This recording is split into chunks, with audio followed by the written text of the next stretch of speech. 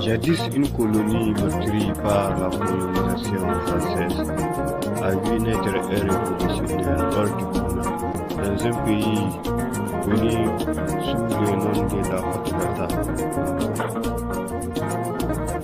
Un révolutionnaire hors du commun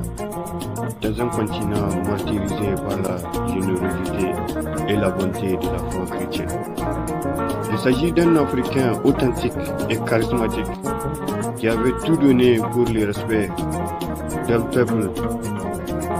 et d'une terre qu'il a versé enfant dans un orage le plus féroce. Dans un climat colonial, dans un écosystème troublé et blessé par la plus grande tragédie qui a profondément marqué l'homme noir, qui a profondément marqué l'économie américaine,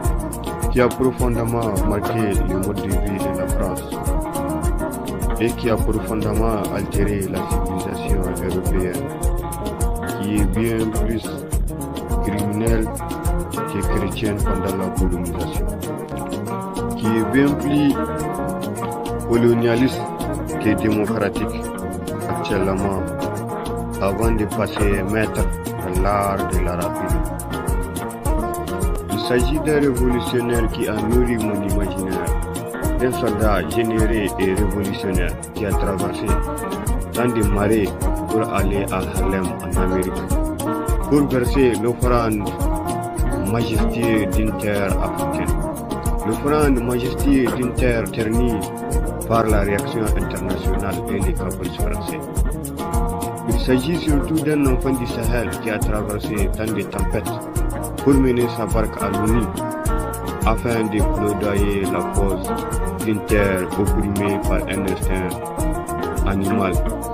par un instinct d'une contrée lointaine et moralisatrice des valeurs humaines, des droits de l'homme et bien d'autres slogans. Il s'agit en effet d'un enfant burkinabé qui a manifesté sur l'attentat de la bête qui se cache derrière les membres permanents du Conseil de l'insécurité de l'ONU. Il s'agit aussi et surtout d'un vaillant révolutionnaire qui a montré les caractères des moutons parrainés par la France et l'Europe pour piller et saigner l'Afrique, pour miner et ruiner les berceaux